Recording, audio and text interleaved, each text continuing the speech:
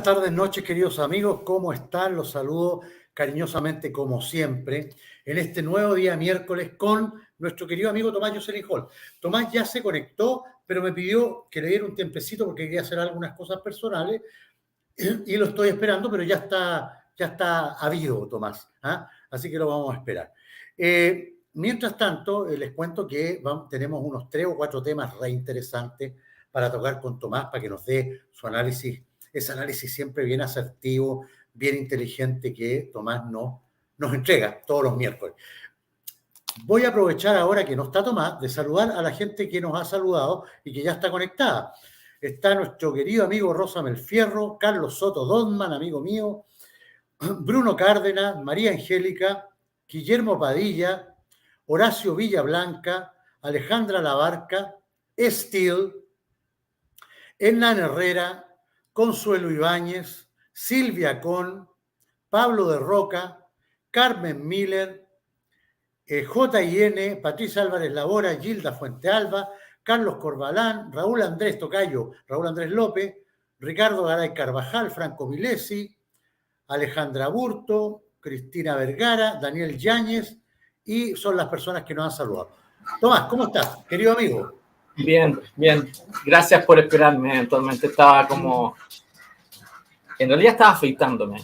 Y la verdad las cosas es que todavía tengo a mi hija todavía por aquí porque fuimos a un paseo con el perro. Entonces, qué bonito. Por eso llegué mañana justo. Ni siquiera he podido llegar y compartir el link del programa de hoy día, que es lo que siempre hago porque estoy hace 45 minutos fuera de la casa en este momento. Pero déjame ver si que puedo hacerlo ahora. Dale. Déjame ver si lo puedo compartir ahora. ¿Dónde tenés tú el tuyo? Déjame buscar el tuyo. Que tú siempre anuncias. Y además lo anuncias con un día de anticipación normalmente, ¿no? Sí, generalmente un día, más o menos, sí. Claro, y lo vuelvo a anunciar el mismo día. Entonces, aquí te encontré el tuyo. Déjame solamente ahora conectado con Andrés. Espérate, conectado. Oye, te cuento, aprovecho contarte, Tomás, que el día sábado a las 8 de la noche, en el programa de este canal que se llama Sin Pelos en la Lengua, vamos a tener de invitado nada más ni nada menos que a Jaime Rabinet. Me parece muy bien. Bien, eso es muy bueno, definitivamente. Sí, me parece bueno. Bien. Además, recuerda que Jaime está de candidato a consejero constituyente. Así entonces, dicen. Sí, pues vamos a aprovechar de preguntarle por eso y preguntarle también por el tema de su experiencia como ministro de Defensa, qué le parece el tema de las Fuerzas Armadas hoy en día, qué le parece que hayan tantos comunistas metidos dentro del Ministerio de Defensa tratando de manejar las Fuerzas Armadas. Le vamos a preguntar miles de cosas, le vamos a preguntar también qué opina de la gestión de la alcaldesa de Santiago, ya que Jaime también fue alcalde de Santiago durante un periodo, así que tenemos mucho que conversar con Jaime. Va a ser una buena entrevista también, ¿eh? Me parece muy bien. Espero que se entretengan eventualmente. Sí, seguro. Oye, Tomás, hoy día yo tengo 4 temas, ¿ya? que son temas que yo lo encuentro muy interesantes. El primer tema es el eventual cambio de gabinete que supuestamente se viene en estos días.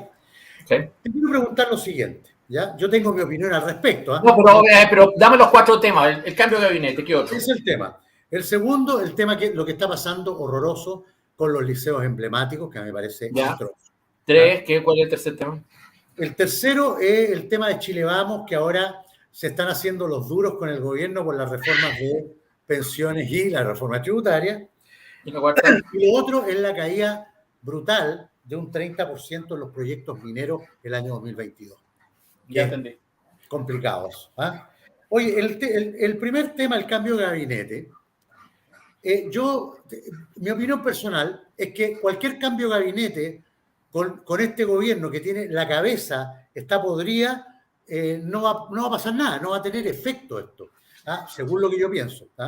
Entonces, primero, la primera pregunta que te quiero hacer, ¿cuándo crees que se va a hacer? ¿Se viene antes del 11 de marzo, que es la fecha donde se conmemora el primer año del gobierno de Boric? ¿Qué ministros deberían cambiarse? Yo los cambiaría todos, incluyendo a Marcel, te digo. Pero, ¿qué ministros deberían cambiarse? Y la tercera pregunta, ¿sirve de algo? ¿Le va a No, servir? la pregunta relevante es si sirve de algo. No sirve de nada, porque el objetivo del cambio de gabinete fue una disputa interna en el gobierno. Sí, pues. Viene hace meses. Es una disputa de los socialistas que quieren llegar y tener más presencia y desplazar a la gente a pro dignidad. Esa es la pelea que hay en este momento. Eso es. Entonces, tú comprenderás que esa pelea pudo haber tenido algún impacto, tanto desde el punto de vista del gobierno como también del país, justo después del plebiscito. ¿Te fijas o no? Justo después del plebiscito te podría haber venido una cosa relevante, llegar y producir un cambio de gabinete de esa naturaleza, y eso te podría haber acompañado con un cambio de políticas públicas, un enfoque diferente o lo que sea. Hoy día no.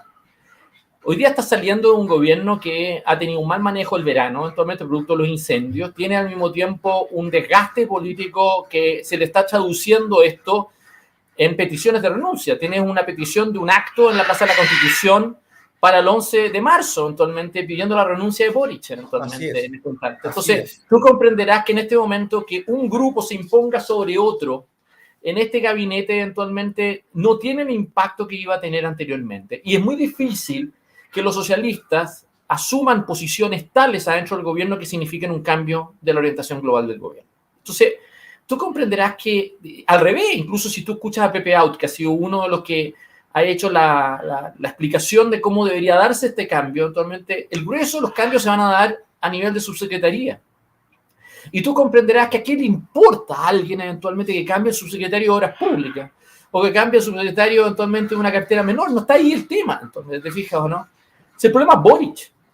Sí, el problema es Boric. Entonces, la verdad, las cosas es que yo... es más, es cierto que es probable que vas a necesitar otro cambio de gabinete después de la elección de mayo, actualmente, producto del hecho de que al gobierno no le va a ir bien. Lo que se está pasando en este momento es una cosa rarísima.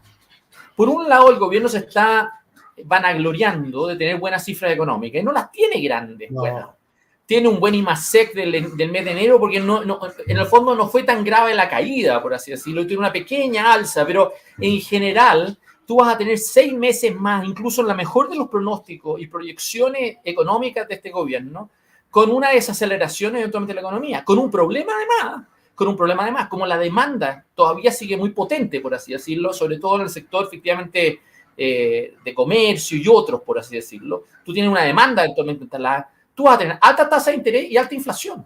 Entonces, la verdad de las cosas es que de un punto, y además tienes baja inversión. Tienes baja inversión. Entonces, la verdad de las cosas es que en este instante, esas cifras, por eso yo tengo una discusión con aquellas personas que me enrostran. El IMASEC, el dólar, mira ya. Yo les digo a esas personas que no entienden la economía política detrás de lo que están tratando de vender, por así decirlo. Y al revés, los grupos más de izquierda, cuando te tratan de vender esas grandes cifras, por así decirlo, como una gran cosa, no entienden qué significa una restricción del gasto y al mismo tiempo una postergación de sus proyectos, por así decirlo. Entonces, para serte franco, tú vas a tener un cambio en el debate económico de los agentes económicos del país, al mismo tiempo que tú tienes una gran polarización política. Y una gran polarización política muy odiosa, tremendamente odiosa.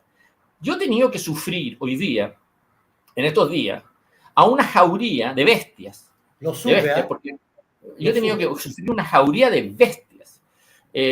Porque les molestó que yo les criticara a una consejera del Instituto de Derechos Humanos, actualmente, que en realidad es una persona que ha terminado por instrumentalizar el Instituto de Derechos Humanos y supeditarlo a una gestión que en este momento está siendo muy controvertida, por así decirlo. Sí. Y me he granjeado actualmente una guerra, actualmente, porque es una transexual además, actualmente me he granjeado una guerra con grupos LGBT, actualmente, que han sido realmente impresionantes. Además, esto se ha mezclado con el incidente de la Maite Orsini. Sí. Que además ha generado que 2 ministras de Estado y la PDI han terminado en la cama de la Maite Orsini. Tú andas a explicarte eventualmente qué significa eso. Entonces, tú tienes un país en donde toda su crónica pública, todo su relato público es realmente una cosa que es vergonzosa. Tienes a Boric caminando por la Plaza de la Constitución ayer, en donde alguien le pide que renuncie. Después tú te lo tienes días antes escribiéndole a sus músicos favoritos. Y otro día arriba una bicicleta recorriendo el Parque O'Higgins y siendo casi ¿cómo se llama? Un guía turístico, por así decirlo. Si tú reclamas por esto, y tú reclamas el impacto que tiene esto, y tú tienes dos lógicas distintas, porque esta gente en el gobierno creen que lo están haciendo espectacular. Ellos creen que esto es lo que te he explicado, les va a redituar en un gobierno que va a ir para arriba, en un gobierno que va a ir efectivamente aumentando su popularidad, en un gobierno que de alguna manera va a poder, en el fondo, eventualmente entrar en otra etapa. Y si tú empiezas a ver la agresividad y la odiosidad con la cual venden ese mensaje, entonces tú te das cuenta que en realidad no tienen por dónde. Porque en el fondo es un grupo muy puntudo, tremendamente puntudo, que no tiene buena fe. No tiene buena fe. Entran forzados en este esquema. Y en el fondo quieren barajar los conflictos políticos del país. Entonces tú me dices, ¿a mí sirve de algo un cambio de gabinete? No, porque ellos tienen una pelea interna. Ellos están divididos. Ellos están en una bronca con respecto de si es que meten en las Fuerzas Armadas en el tema migratorio o no. Ellos están en una discusión con respecto al gasto. Ellos están en una discusión respecto de que quieren llegar y usar este clima del país para llegar y mejorar sus pitutos, si es que cambian a la canciller, no cambian a la canciller, si es que cambian a tal embajador o no cambian a tal embajador. ¿Te fijas o no? Esa cosa no reditúa en nada. Ese es el problema. Ese es el gran problema. Si tú me dices a mí, yo debo llegar y tener expectativas, no tengo para nada. El grupo que debería instalarse con más poder adentro del gobierno en un cambio de gabinete es el grupo de Camilo Escalona, ni siquiera todo el Partido Socialista, sino un grupo en particular. Es un grupo en particular de Camilo que apostó por entrar. Ellos quieren entrar. Sí, pues. Pero te voy a decir una cosa, llegan a entrar y el conflicto dentro del gobierno va a aumentar. Porque la verdad de las cosas es de que los socialistas y los comunistas en Chile históricamente han rivalizado. Y cada vez que han compartido espacios de poder en igualdad de condiciones, esa cosa nunca ha terminado bien. Nunca. No terminó en la Unidad Popular bien, no terminó bien en el Frente Popular siquiera. En alguna oportunidad hace unos años atrás, un par de años atrás, Camilo recordó las luchas políticas entre los socialistas y los comunistas con Marmaduke Durove, y con el comienzo del Frente Popular. Las recordó. Entonces, yo te voy a llegar y decir con sinceridad, efectivamente, que esa pelea la vas a volver a ver en gloria y majestad. Este no es un gobierno que llama a la unidad de nadie, ni siquiera del gobierno, No despierta lealtades, despierta intriga, despierta división, despierta estas peleas, cancelaciones de sus adversarios. Yo no veo como esa cosa sirva de algo. No veo cambio político tampoco. Sí. Mira, a mí lo que me preocupa, tú tienes toda la razón, este cambio de gabinete se va a generar por los problemas internos que tiene el gobierno.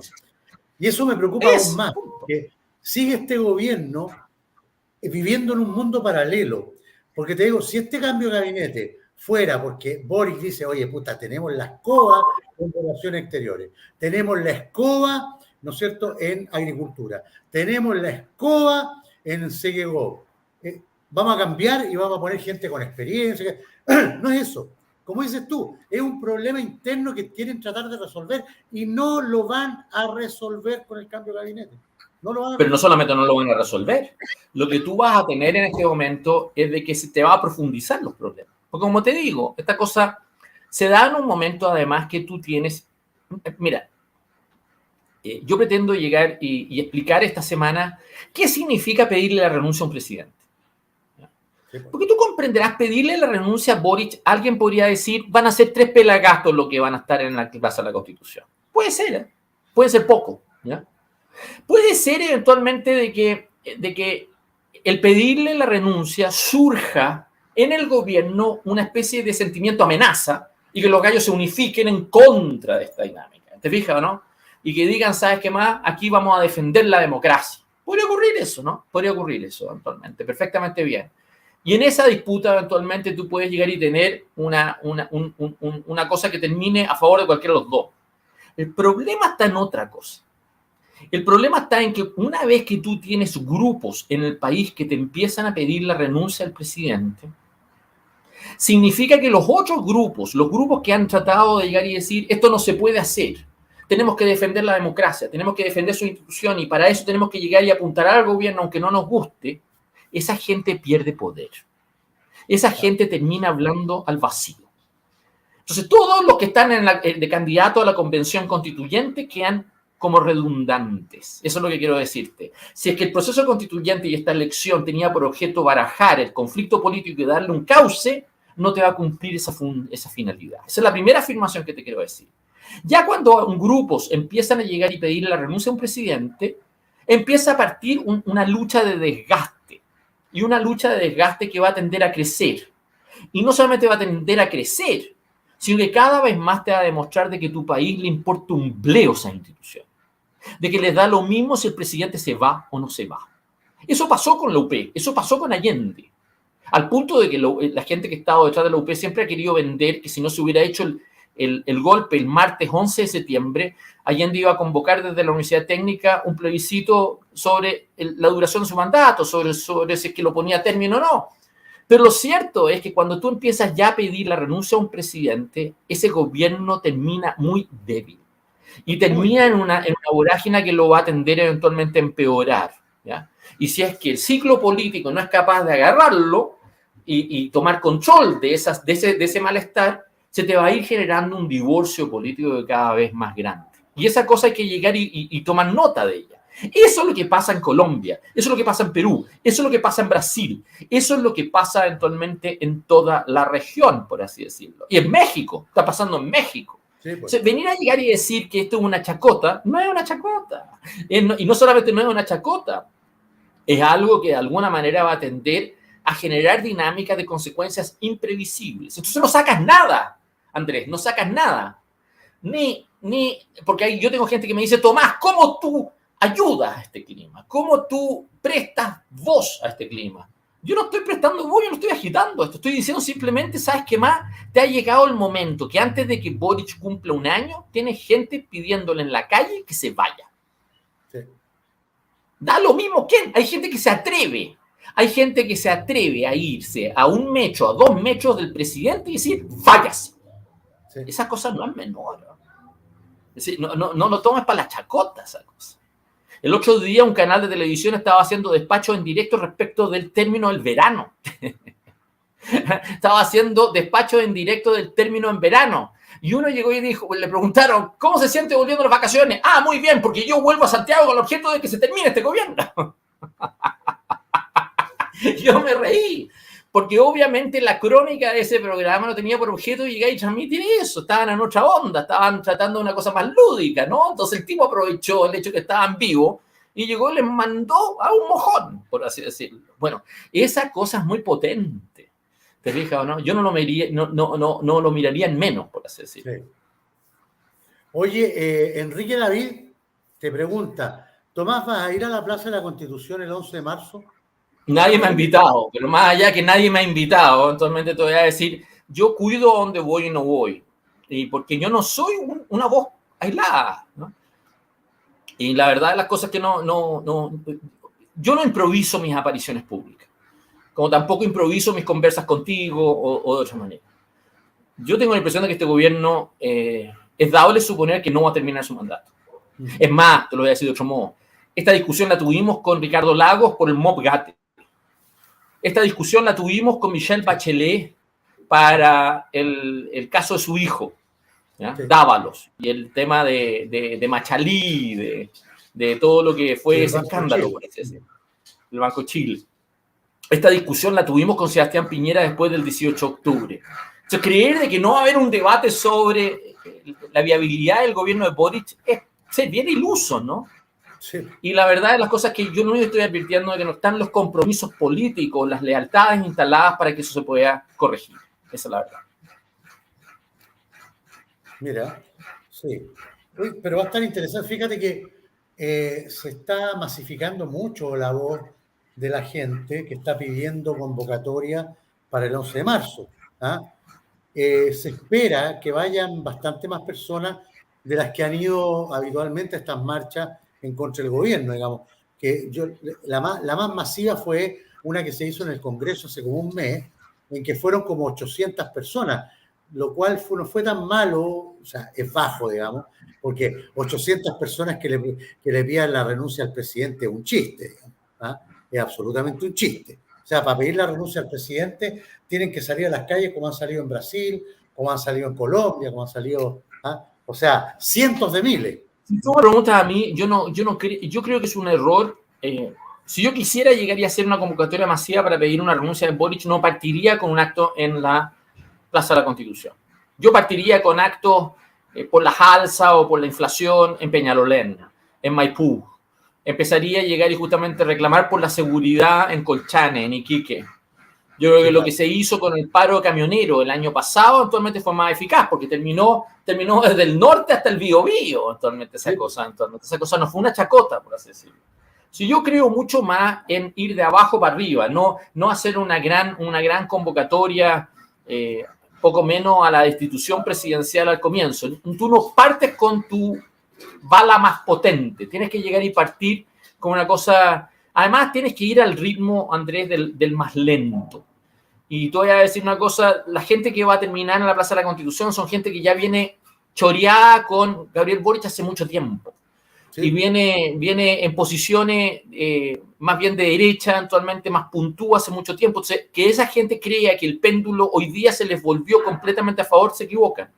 Entonces tienen que de alguna manera esta cosa hacerla más gradual, ¿te fijas? ¿O no? Tienen que hacerse más, hay que hacer una puesta en escena como distinta. Y al revés, corren el riesgo que hacen una cosa muy puntúa, tremendamente puntúa, eso va a generar más bien una dinámica contraria, por así decirlo, va a generar una dinámica que el gobierno puede terminar aprovechando, por así decirlo. Así ha terminado, todavía así, el chavismo, durando casi 25 años, por así decirlo. ¿Te fijas, no? 25 años de chavismo en Venezuela, con un mal cálculo de la oposición de siempre subestimar el poder del gobierno.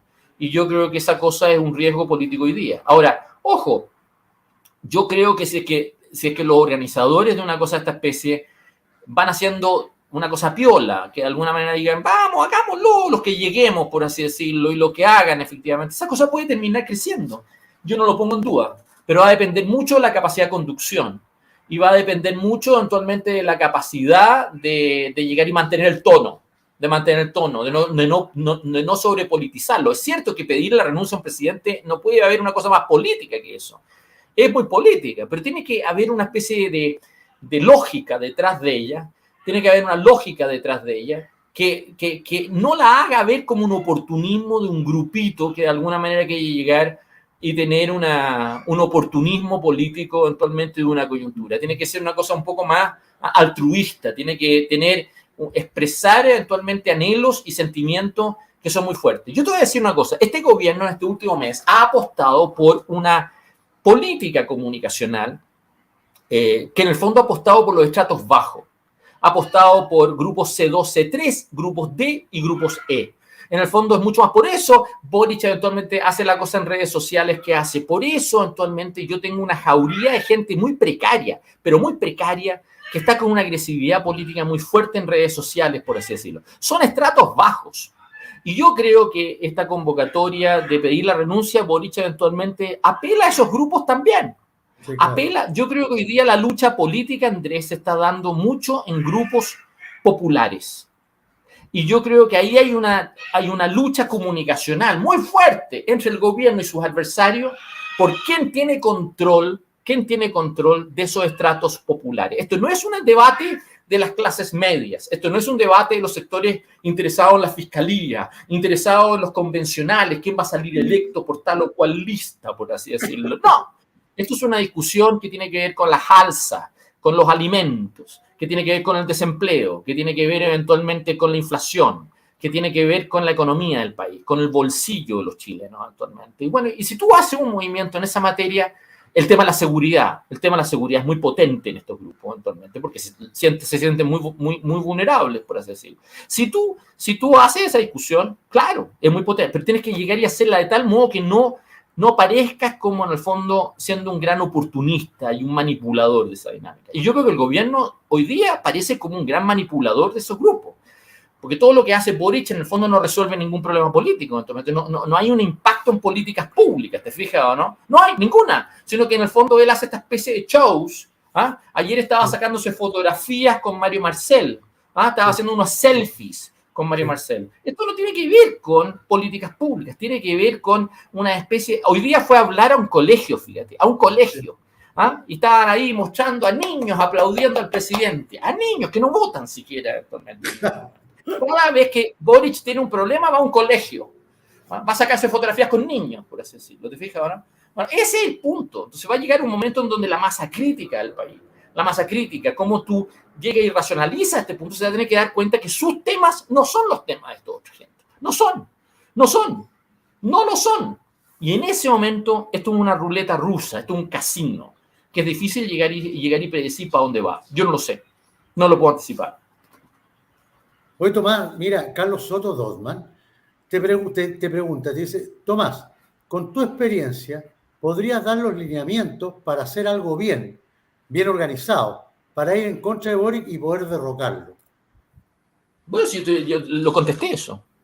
Si yo tuviera que ser un estratega político en este momento de grupos que quisieran hacer manifestaciones callejeras o quisieran de alguna manera aumentar la presión pública contra este gobierno, yo no hubiera convocado un acto en la Plaza de la Constitución.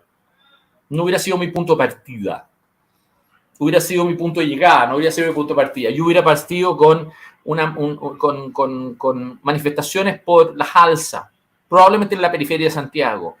Yo hubiera vuelto al norte eventualmente, hubiera hecho actos eventualmente por el tema en Colchane, en Alto Hospicio. Si en Alto Hospicio es una vergüenza, Andrés, es una vergüenza, es una vergüenza.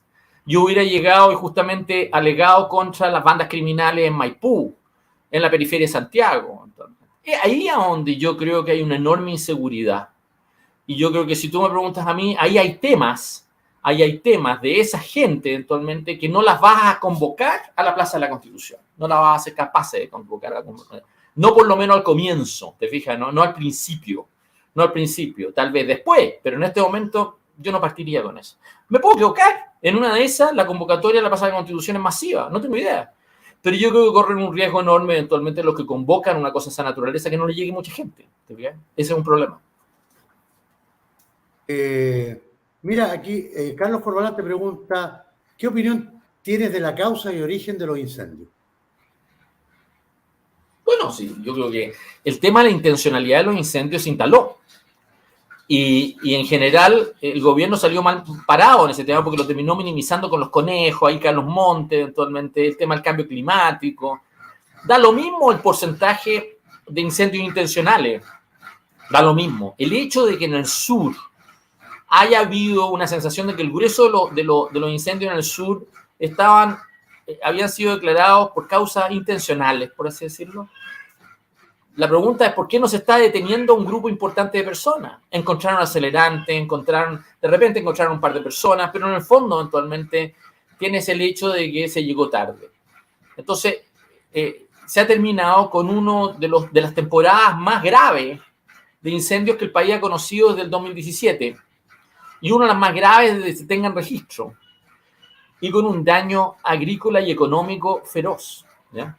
Feroz. Entonces, para serte sincero, el hecho de desmerecer las intenciones detrás de esta cosa es que no se quiere llegar y entender de que Chile hoy día tiene un problema político. Claro. Y ese problema político está ahí instalado y el gobierno lo evade. Sí, sin lugar a dudas. Oye, Tomás, pasémonos al segundo tema, ¿te parece? Oye, es un tema que a mí personalmente me afecta, pero me afecta, ¿sabes por qué? Porque yo me gradué de uno de los colegios emblemáticos. Yo soy ex invano del Internado Nacional Barros Arana. Yo egresé el año 1979 en una generación excelente donde la gente se peleaba por entrar al INBA. O sea, te digo, eran cupos muy limitados, la gente se peleaba por tener a su hijo en el Barros Arana, lo mismo que en el Instituto Nacional, lo mismo que también en el Barros Borgoña, en el Liceo de Aplicación, pero el Instituto Nacional Barros Arana como que lideraban ¿no es cierto?, los mejores puntajes en la prueba de aptitud académica, la mayor cantidad de gente que ingresaba a la universidad, o sea, eran colegios de primer nivel. Yo alcancé evidentemente a titularme, o sea, a graduarme, cuando el Barros Arana era de muy buen nivel, de excelencia, y el Barros Arana comenzó a decaer por ahí a principios de los 90, cuando llegó la alegría. Cuando la alegría llegó. Te lo digo porque yo iba a todas las reuniones de Invano y todo, y se hablaba de esto. ¿Qué pasa con el INBA? Mira, estamos retrocediendo, mira, estamos avanzando, mira, en esto estamos muy mal. Y como a principios de los 90 empezó la debacle del INBA. Y bueno, está claro que con el primer gobierno de la señora Michelle Bachelet, y eso es un hecho, cuando empezaron, ¿no es cierto?, todos los pingüinos, incluyendo el presidente de la República actual, que salía con el puño levantado, ¿no es cierto?, a decir educación gratuita y de calidad y no sé cuánto más. Bueno, ellos siguieron con esa onda, Michelle Bachelet siguió con esa onda. Jamás la educación fue de calidad, al contrario, fue decayendo a niveles grotescos, tanto así que el señor Eizaguirre, en el segundo gobierno de la señora Bachelet, tuvo el descaro de declarar que había que sacarle los patines a los alumnos que iban con un nivel muy superior para nivelarlos para abajo. O sea, eso es un descaro, una aberración, una idiotez. Yo no metería preso por huevón, te lo digo honestamente, por huevón, porque hay que ser huevón para decir hay que nivelar para abajo los buenos alumnos, hay que meterlos en el saco de los del montón. Destruyeron la educación pública, Tomás. La destruyeron. Esa consigna de la educación gratuita y de calidad y bla, bla, bla, fue puro cuento. Lo único que hicieron es llevar a la educación pública a niveles paupérrimos, porque evidentemente es más fácil gobernar con ignorantes. Eso lo hacen todos los gobernantes del mundo, que tienen este tipo de características, ¿no es cierto? Y tenemos hoy en día, pasamos de que estos colegios emblemáticos públicos, que antes se peleaban las matrículas y había que ser un tremendo alumno para poder ingresar. Te digo, hoy día tenemos Instituto Nacional, no han podido cubrir 167 matrículas. El Liceo 1 Javiera Carrera, que 153 matrículas. El Manuel Barros Borgoño, 245 matrículas. El Barros Arana, 526 matrículas, es una barbaridad. El Liceo de Aplicación, 531 matrículas. Tomás, este es el fin de la educación pública en Chile. Es un hecho. O sea, no hay ningún colegio público hoy día que esté a la altura. Y no solo eso, fíjate que te voy a hacer un comentario. En Ñuñoa hay un colegio, no recuerdo el nombre en este momento, que es el colegio que tiene mejores puntajes, un colegio público, que creo que es de los colegios bicentenarios, que tiene los mejores puntajes y está más o menos un poquitito más abajo de los colegios particulares, pero muy poco, y es un colegio de excelencia. Y resulta que la alcaldesa, que es socialista, ¿no es cierto?, que es, por supuesto, adepta al gobierno de Boric, están haciendo lo imposible por destituir al rector, porque el rector no acepta, tiene normas súper claras en cuanto a rendimiento, en cuanto a orden, a educación, a respeto, y eso les parece pésimo, y lo están tratando de destituir. O sea, a mí me parece esto ya a un nivel, te digo, no hay duda para mí, no hay duda de que lo que hicieron fue destruir la educación pública para poder gobernar con mayor libertad en medio de gente ignorante. Esa es mi modesta opinión. Cualquiera hace la lectura eventualmente de las intenciones, lo hecho es de que Bachelet, Piñera y Boric eventualmente desde 16 años, 17 años ya, eventualmente han significado un deterioro de la educación pública del país. Eso es una cosa que es un hecho. La matrícula municipal está bajando, y no solamente la matrícula municipal está bajando, no ha habido un solo año lectivo normal desde el 2005-2006. No ha habido ninguno. Todos los años han tenido un periodo prolongado actualmente de paro, de interrupciones, de reclamos gremiales. Un problema realmente que se ha politizado y ha terminado haciendo todo lo contrario de lo que nos prometieron que iba a ocurrir. En vez de que la matrícula subiera, iba a bajar. Al final, la matrícula municipal del país va a terminar siendo actualmente una especie de reserva para inmigrantes. Y ese es otro de los problemas, porque te va a llegar y justamente producir la pregunta de por qué motivo el país está haciendo un gasto a algo que no va directamente en beneficio de lo que son los grupos propios, por así decirlo, del país, sino que tiende a subsidiar eventualmente un problema, ni siquiera algo que de alguna manera el país crea que es un capital o un recurso fundamental. Esa cosa va a producir divisiones políticas importantes al futuro. Pero tú tienes un gobierno que es incapaz de llegar y acometer políticas públicas, no abre el debate, no abre una discusión, tienes un ministro de Educación eventualmente que en el fondo está en cualquier otro tema, eventualmente creo que la última aparición fue el tema respecto de cómo llegar y darle una formación sexual a los alumnos, eventualmente. Entonces, en el fondo, tú tienes eventualmente un gobierno que es incapaz de hacerse cargo del problema. Y tienes estos colegios que son un patrimonio del país, pero que en el fondo eventualmente el gobierno no cree en ellos y los ha destruido. Y es por eso que tú tienes el problema de las matrículas en estos colegios.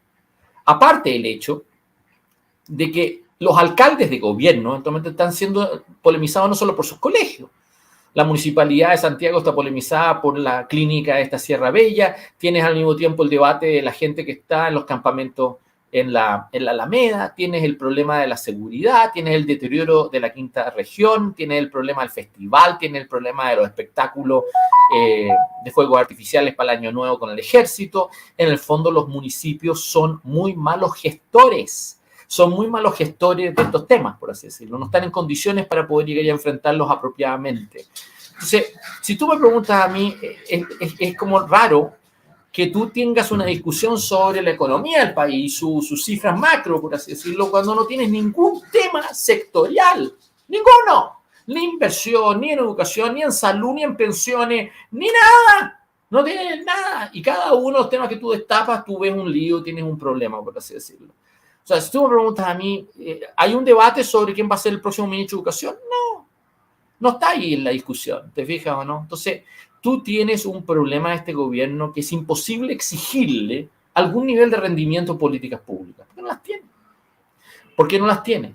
Y porque los tipos no tienen un acuerdo interno respecto a cómo acometerlo. Es más, si hubiera un cambio de gobierno hoy día, probablemente lo que le va a pasar a ese gobierno va a ser que va a volver a discusiones que hemos tenido hace más de 18 años respecto de temas de gratuidad, de evaluación docente, de temas respecto de la educación particular subvencionada versus la municipal.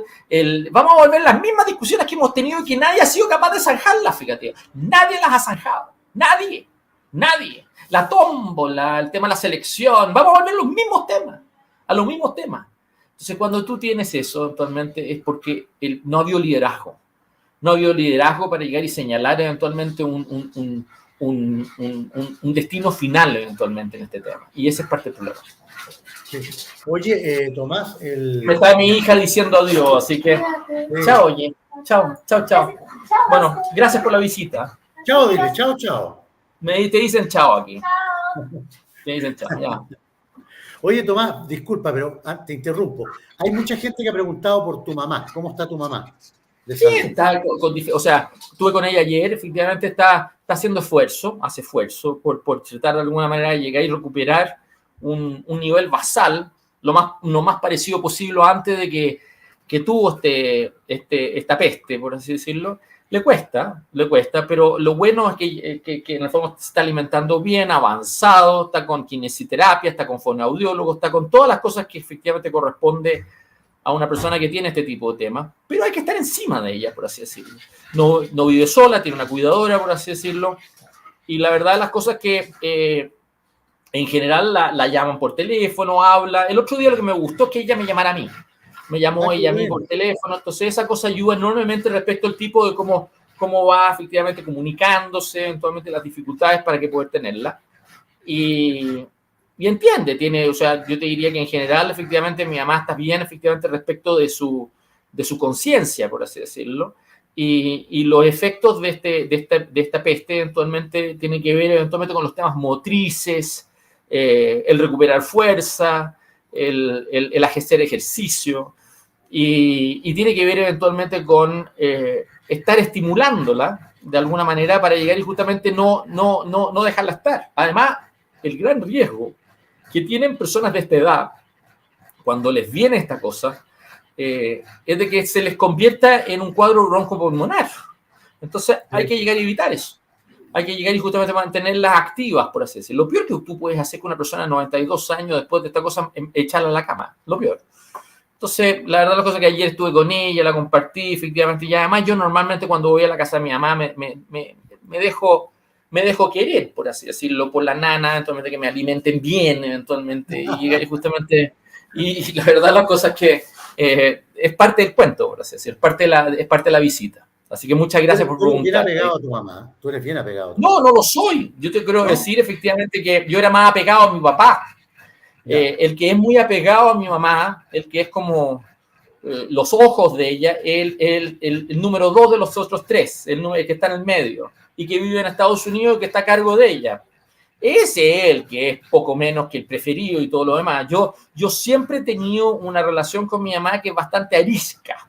Es una dinámica así como puntúa, pero eso no quiere decir que es una mujer muy importante para mí, no solo importante, sino que además efectivamente esa misma relación es una relación que yo valoro, no la miro en menos, por así decirlo, no la desprecio, por así decirlo, al revés, me haría mucha falta si es que pierdo esa relación, te voy a decir, o si es que no la tengo, por así decirlo. Entonces yo de repente necesito ir a ver a mi mamá para pelear con ella. Y ella yo creo que tiene la misma dinámica conmigo, por así decirlo. Esa es la verdad. Oye, Tomás, antes de pasar al tercer tema, ¿ya? De los que habíamos planteado, quiero plantearte otro tema, porque quiero que tú me digas la opinión. Tenemos, en relación a los incendios que se han generado, que todavía siguen, gracias a Dios no con la misma cantidad de incendios que hace un mes atrás, pero todavía quedan focos, creo que quedan como 28 focos, una cosa así. Bueno, el gobierno originalmente recuerda que le echó la culpa al cambio climático. Después que eran los monocultivos agrícolas. Después que eran las empresas forestales porque tenían plantaciones de pino y de eucalipto. Los conejos. Después Mario Montes dijo que eran los conejos porque eran capaces de, incendiándose los conejos, de recorrer 1 kilómetro, lo cual me parece es de una estupidez ya, no sé, supina. Ahora, Tomás, mi pregunta es la siguiente. Es evidente que este gobierno no ha querido reconocer que los incendios son intencionales en un 90%. Esa es la verdad.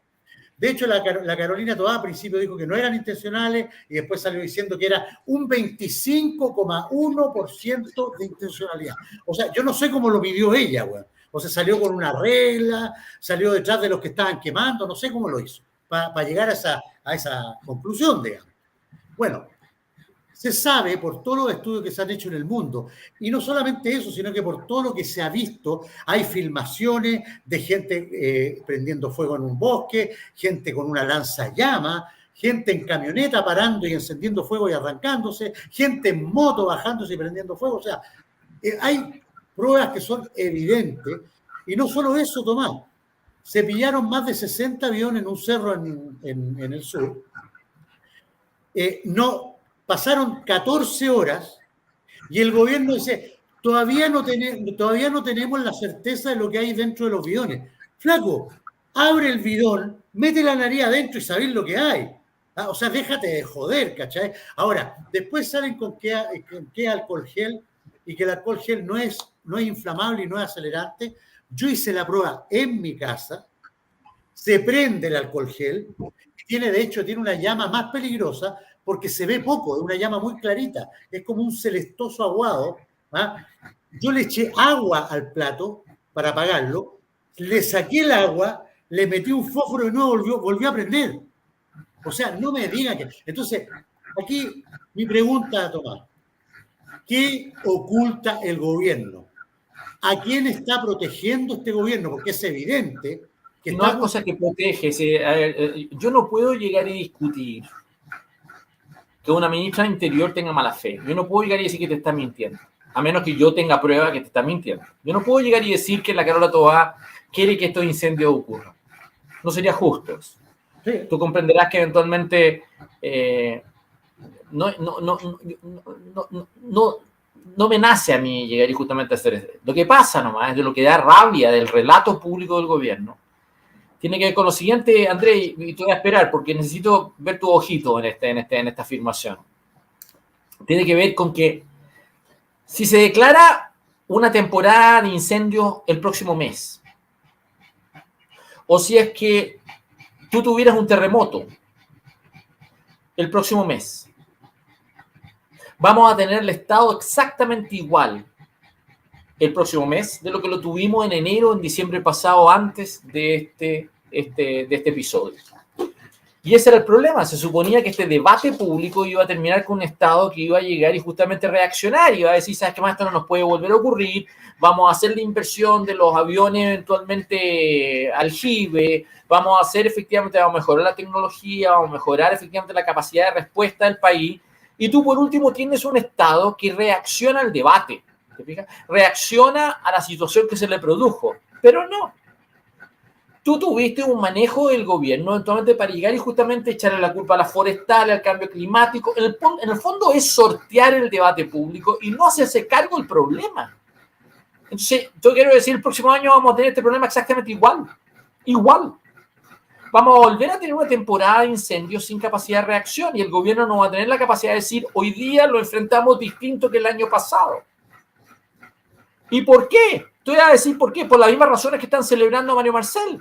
Porque resulta que efectivamente el gobierno no tiene capacidad para hacer un gasto, una inversión pública importante, eventualmente en ningún rubro. Así que si es que tiene eventualmente un gasto extraordinario que llegaría a aportar, se va a encontrar con que le va a poner en jaque el resto de las cifras globales que quiere llegar y tener. Y es ahí a donde yo le digo a mis amigos de izquierda, actualmente, que tienen una contradicción vital cuando están celebrando el dólar, están celebrando el IMASEC, están celebrando el superávit fiscal, no se están dando cuenta que eso significa que CONAF va a tener menos gente, que al mismo tiempo no van a estar los camiones, no van a tener efectivamente la capacidad de respuesta, por así decirlo. Pero no, ahí te dicen, no, ¿ya? Si Boric lo va a cambiar todo. Entonces, lo que yo te quiero tratar de decir, efectivamente, que el debate sobre la intencionalidad es un debate que el gobierno ha manejado mal por dos razones. Primero, porque quedó en ridículo. El gobierno quedó en ridículo. Quedó, en el fondo, no generando una respuesta que el país esperaba, que era llegar y justamente encontrar a los responsables y meterlos presos y castigarlos. Y castigarlos. Si tú me preguntas a mí por qué no lo hace, es porque hay dos grupos dentro del gobierno y hay grupos de personas que en el fondo quieren proteger a esa gente. Reconózcanlo. Si es una verdad. En el momento que el gobierno tenga que llegar y perseguir a determinados grupos que estén organizados políticamente, se va a encontrar con gente adentro del gobierno defendiendo a esa gente. Y eso no solamente dentro del gobierno, sino que adentro de las fiscalías, adentro de las policías y adentro del Poder Judicial. Eso es la verdad, hay una captura delictual chilena del Estado muy fuerte. Muy fuerte. Y eso es parte del problema. Y reconocer eso lleva al gobierno a tratar de evadirlo. Y en segundo término, el problema que más me preocupa, el problema es cómo vamos a enfrentar esto en la medida que sigue existiendo, porque los grupos que quieren llegar y hacerte daño saben que el Estado es débil. Sí. Saben que el Estado es fácil llegar y ponerlo en jaque. Es fácil. No hay una capacidad del Estado que demuestre que en el fondo tiene ventajas. Tiene ventajas en relación a estos grupos. Todo lo contrario. Es muy débil el Estado. Se expone a que esta cosa se le vaya repitiendo y se le vaya generando siempre un conflicto político por ello. Y esa es la naturaleza de la disputa interna del poder. Entonces tú tienes una disputa en el gobierno de decirle, no, voten por nosotros, porque este grupo se va a imponer a este otro grupo. Y ese no es mi problema. ¿Te fijas? Eso no es mi problema, no es el problema del país. No es el problema del país. Este es un gobierno que se hace trampas solos, en solitario. Sí. Y después te los pretende presentar al país como un hecho consumado, ¿ya? Un hecho consumado que no tenga nada que hacer con respecto, que más que nada elegir a convencionales constituyentes, entregarle a la fiscalía, entregarle un pituto tal, un pituto cual, por así decirlo. Sí. Bueno, esa cosa no funciona. Y hay que llegar y justamente ponerle atajo, por así decirlo. Eso es clave. Sí, no, totalmente de acuerdo. Ahora, ¿tú crees, Tomás, que realmente se van a encontrar los reales responsables de estos incendios? Me refiero no solamente a los que prendieron el fueguito, sino que a los cerebros, porque esto fue planificado. Hubo días en que se generaron 50 focos en el mismo momento, o sea, a la misma hora. Eso es planificación. ¿Alguna vez se irán a encontrar o será como los que quemaron el A ver, metro. la firme, Andrés, yo creo que inteligencia policial hay, existe. Yo creo que hay información suficiente como para saber que hay organizaciones que yo creo que las personas, yo creo que el Estado tiene suficiente información eventualmente para saber cuáles son los grupos que pueden llegar y promover hechos de esta naturaleza en una dirección u otra. Lo que pasa es que tienes que tener voluntad de llegar y hacer acciones preventivas contra ellos. Y eso es a donde tú te encuentras al tiro con el gobierno que te dice que no. Y es el problema que van a tener con los militares en el norte. Porque en el fondo las acciones, porque los tipos te dicen, nosotros no podemos llegar a actuar preventivamente. No podemos actuar preventivamente. Tenemos que esperar de que haya un atentado, que haya una transgresión o que haya otra. Y el problema es que se les ha salido de las manos. Si tú tienes un gobierno eventualmente que está absolutamente neutralizado, por así decirlo eso. Déjame darte un ejemplo. Hoy día, en la segunda, aparece Luis Eduardo Taller, que es el director de migraciones del gobierno, diciendo que se han despachado más de 2.000 órdenes de expulsión a inmigrantes ilegales en el país, que solamente han sido tramitados 39 en el año pasado. Y la razón en la cual él culpa de eso es por la modificación legal de Piñera a la ley de extranjería, que de alguna manera entregó un trato nacional a migrantes ilegales, porque los sometió los procesos de expulsión a un trámite que le daba recurso judicial a esos migrantes ilegales. Y yo tiendo a encontrarle la razón a Luis Eduardo Taller, tiene toda la razón, al punto que el gobierno hoy día está promoviendo eventualmente un cambio a esa ley. La modificación legal de Piñera fue nefasta, porque cambió una ley del año 68, de la época de Frei Montalva, que era una buena ley, al punto de que cualquier gobierno hubiera, en Estados Unidos o en Europa, hubieran querido tener las facultades que entregaba la ley de extranjería al gobierno como para poder llegar y operar. Pero le quitaron atribuciones y le empezaron a dar trato nacional a migrantes ilegales. Y esa cosa generaba un problema político que es de difícil manejo, al punto de que la Corte Suprema llegó y tuvo una disputa con Piñera, eventualmente al punto que le empezó a judicializar muchas de estas decisiones. Si tú tienes hoy día el Estado que está anulado, absolutamente anulado, por así decirlo, no tiene capacidad. Entonces, ¿cuál es la respuesta del gobierno? La respuesta del gobierno es meter a militares, pero los mete como policías, no los mete como militares, los mete como policías. Naturaliza la función, los obliga a tener que llegar y tener capacitaciones. Y esa cosa va a ser un lío, no va a funcionar. No te va a disminuir la migración, no te la va a disminuir, no te la va a disminuir. Y en segundo término, eventualmente te vas a encontrar con que el gobierno se encuentra eventualmente en una trampa, que el Estado está anulado. Ese es el punto. Y es culpa de todos estos gallos, porque se anularon porque quisieron. Se vamos a pasar los mismos años que nos hemos demorado en fabricar este problema, en llegar y resolverlo. Si este problema viene del año 2017, que tuvo el pic de la migración con Heraldo Muñoz, actualmente, que tuviste eventualmente el tema haitiano, por así decirlo. ¿Ya? Ese fue el peor momento, por así decirlo. Y ahora lo vas a seguir teniendo eventualmente, deteriorándote. Yo creo que me dicen a mí que hay cerca de 500 personas que entran diariamente por Colchane. Entonces, yo te voy a decir sinceramente que te vas a encontrar con que este problema va a generar los mismos debates que tienen los ingleses, por así decirlo. Y la presión política va a ser cuál va a ser la respuesta con el objeto no de meter a militares, no la respuesta judicial, no la respuesta tal o cual, sino que ¿cómo usted, señor, me va a bajar los números? Bájeme los números. Bájeme el número de personas que estén entrando. Y ahí no tienen respuesta. No la tienen. Ahora, Tomás, ¿Chile se merece esto de que le quemen 40 estaciones del metro y no haya ni un responsable? Que quemen casi 600.000 hectáreas, dejen a agricultores sin sus siembras de trigo, de raps, de cereales, viñas que se quemaron, bodegas con vinos que incluso habían vinos que estaban de guarda hace 2, 3 años, se quemó todo, se quemaron, bosques, ¿no es cierto? Se quemaron un montón de siembras, bodegas. ¿Chile se merece esto? No solamente no se merece, pero va a empeorar. Vas a tener secuestro, ya los tienes. Vas a tener secuestro, vas a tener sicariato. ¿Sí? Siempre has tenido algo de sicariato, pero siempre marginal. Ahora se te va a aumentar, por así decirlo. Vas a empezar a tener hechos relevantes, Andrés. Yo vengo así diciendo hace mucho rato que vas a tener agresiones a autoridades públicas. Mira, la pregunta es ¿cómo se responde? Y la respuesta de cómo se responde va a depender en el momento que haya voluntad de responder. Hoy día es cada vez más difícil que ayer. Yo el plan de acción que hubiera hecho cuando yo postulé el 2013 era distinto al que haría hoy día. Pero lo que está haciendo este gobierno en este momento es meter a militares. Entonces, tú vas a tener una represión. Pero vas a tener una represión que no te va a funcionar. Porque está muy amarrada. Está muy amarrada. Entonces no te va a resolver el problema. Entonces vas a tener al mismo tiempo, esto te va a fallar por el lado de las fiscalías, te va a fallar por el lado de los tribunales, te va a fallar por el lado de las policías. Entonces tú vas a tener a gente que te va a aprovechar eso. Esto pasa con México. Tienes un estado que cada vez se vuelve... Fíjate que si hay un estado en América Central potente, es el mexicano. El PRI mexicano tú lo podrás haber tratado como poco democrático, todo lo que tú quieras, desde la revolución a comienzo del siglo pasado. Pero era un estado potente. Si tú comparabas México con cualquier país de América Central, México destacaba.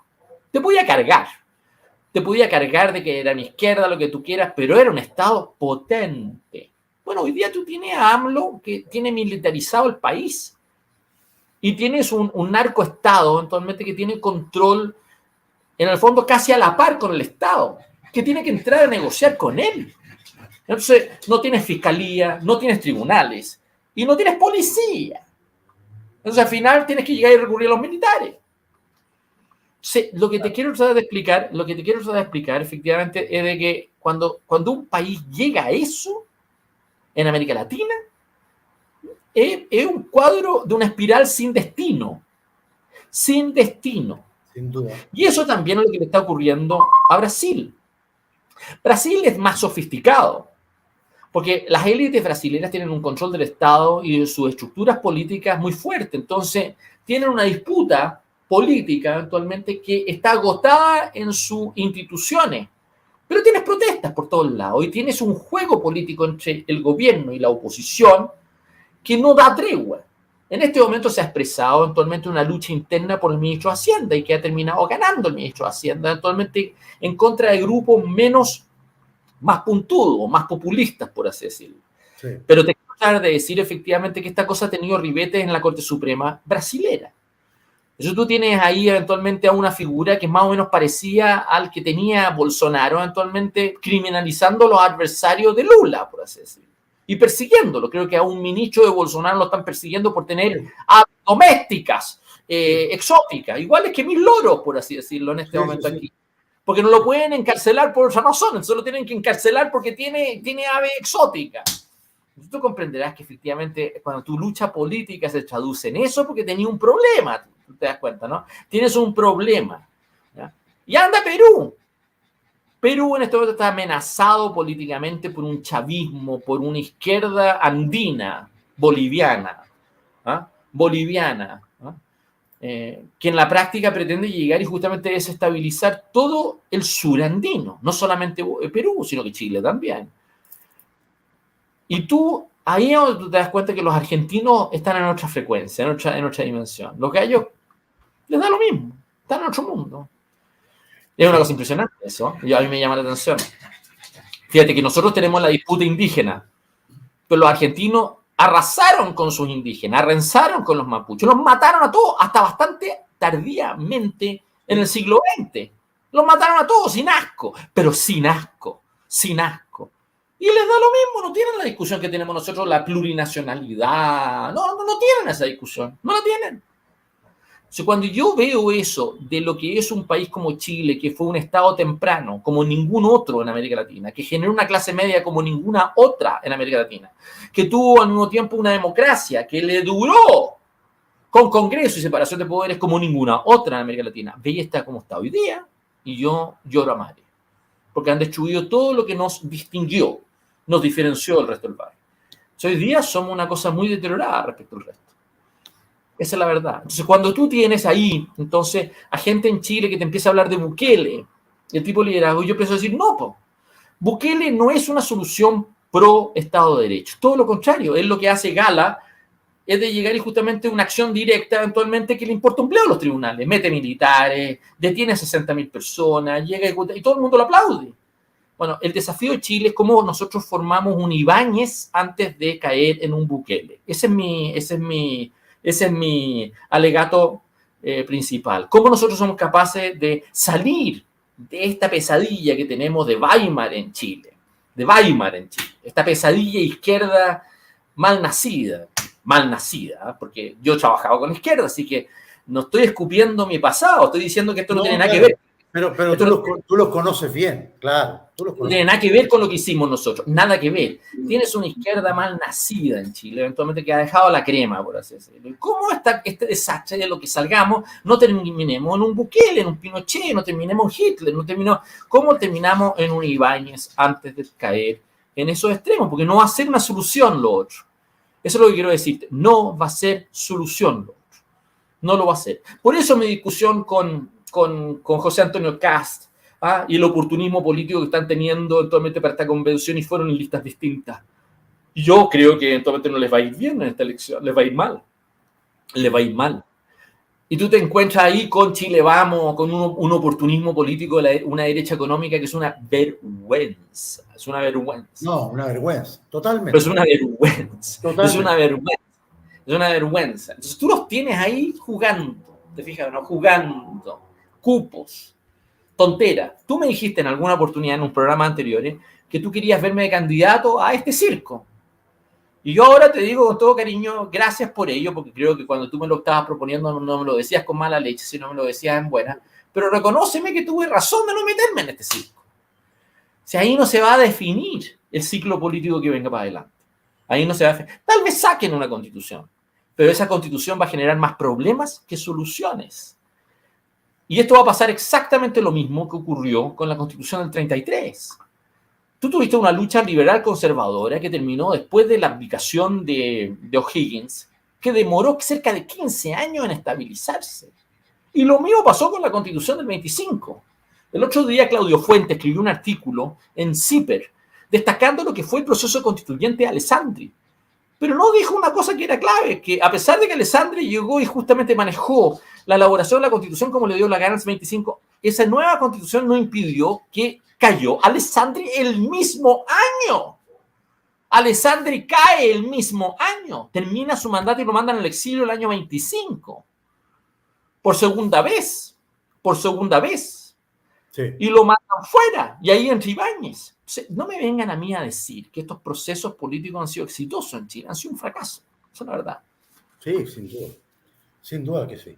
Oye, aprovechando de que tocaste el tema de Chile Vamos, que pertenece a la derecha económica, ¿no es cierto? A la derecha piñera, ¿para qué venimos con cosas? Empresario, tiene a Juan Sutil de candidato. Es una vergüenza los gremios empresariales del país. Es una vergüenza la forma como ellos han operado para llegar y justamente llevarse esto para la casa. Sí. Entonces tú me dices a mí que ahora creo que me dijiste al comienzo del programa que querías tocar cómo estos gallos ahora están aprovechando la crítica al gobierno. Mira la venta que te están haciendo. Estos grupos de ahora te dicen, no, que rechazo se venga con nosotros, vote por nosotros. Claro, pero quieren que voten por ellos, quieren que rechazo vote por ellos, para que ellos posteriormente te impongan una constitución que te llamen a votar a favor en diciembre. Y no estamos en esa, pues, Andrés. No estamos en esa. Yo no veo aquí un país que está con ganas de una nueva constitución, un nuevo proceso constituyente. No está. CADEMS la semana pasada llegó y demostró que hay un aumento de la desconfianza en este proceso constituyente. Sí, pues. Sí. Entonces los tipos son unos oportunistas. Ese oportunismo político que quieren aprovecharse del pánico. Por eso actuó tan mal José Antonio Kast y Parisi. Por eso, ojo, del mismo modo que Juan Sutil se quiere aprovechar del rechazo, por el mismo modo, tienes a Parisi y a Kast tratando de aprovecharse de la rabia que produce Chile Vamos. Entonces, cuando tú tienes grupos tan mediocres eventualmente tratando de hacer esos juegos, gente como yo, que no pertenece ni a Republicanos, ni al PDG, ni a Chile Vamos, dice, váyanse a la punta del cerro. Váyanse a la punta del cerro. Me interpreta mal la gente que llama a que Boric renuncie que a esos pelotas. Sí, claro, sin duda. Por lo menos es más natural y es más sincero, es más honesto, ese clamor popular. Ese es mi problema con Jaime Rabine, que tú lo tienes invitado para un programa, no sé qué día lo tienes invitado. El sábado. Y ese es el problema, porque la verdad cosa es que Jaime va a ser un buen candidato, si no es un mal candidato. Es un buen candidato, actualmente. Y al mismo tiempo fue un buen alcalde en Santiago. Entonces, él va a tratar de alguna manera de presentarse como un candidato que no es de derecha, en una lista de Chile Vamos.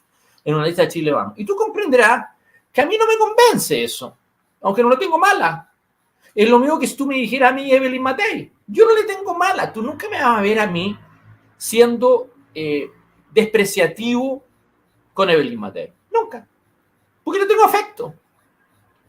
Le tengo afecto, pero no voy a votar por ella. ¿Te fijas o no?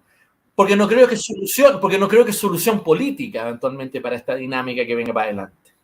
Y por lo mismo, eventualmente me pasa respecto de cuando tú me pones a la Carola Toá. Si tú me pones a la Carola Toá, yo voy a ser muy charming con la Carola Toá, porque además las veces que me he encontrado con la Carola es adorable conmigo, no es una mala persona. Nunca entra a pelear conmigo, nunca. Nunca nos decimos una pesadez, nunca nos vamos a llegar y justamente decirnos una cosa.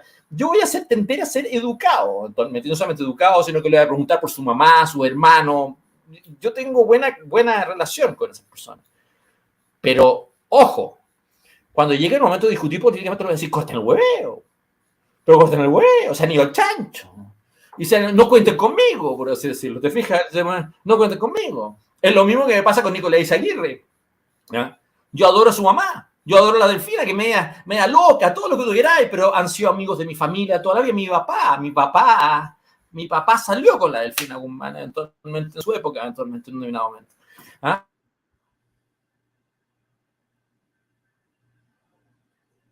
Uy, se nos pegó Tomás.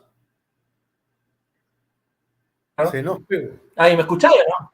Ya. Ahora te escucho, ahí volviste. Sí, yo con José Florencio Guzmán, que es el hermano de la Delfina, que ya falleció, trabajé mucho siendo diputado, así que yo con toda esa familia tengo algún nivel de trato, por así decirlo. Pero cuando tú me hablas a mí de las figuras públicas que han tenido vigencia en el extranjero de Chile, y ahí tienes a Eduardo Aninat y tienes a Nicolás Izaguirre como directores del Fondo Monetario Internacional. Y hoy día acaban de nombrar ayer a Rodrigo Valdés, en el mismo cargo que tuvieron estos otros dos, como directores del hemisferio occidental del Fondo Monetario. Son posiciones internacionales relevantes. Son tan importantes como Bachelet en la alta comisionada de derechos humanos en la ONU. Son tan importantes como José Miguel Insulza en la OEA. Son tan importantes como Felipe Herrera en el Banco Interamericano. Pero Nicolás Izaguirre, lo que da rabia es que los chilenos que en algún momento vendieron ser figuras casi continentales de un progresismo socialdemócrata relevante, hoy día son estrafalarios, no tienen vigencia fuera. Y no solamente no la tienen fuera, sino que son vistos con cierta distancia. La candidatura de Nicolás Izaguirre al BID fue un fiasco. Y no solamente fue un fiasco, fue un error estratégico. Y yo creo que en general eso le ha pasado a los chilenos porque en el fondo hemos entrado mal. Fíjate que Bachelet tuvo que renunciar antes de terminar su mandato en la alta comisionada de derechos humanos porque los gringos le quitaron el respaldo y los chinos también. Y una cantidad de organizaciones de derechos humanos que le habían apoyado le quitaron respaldo. Sí, pero ¿tú sabes por qué fue?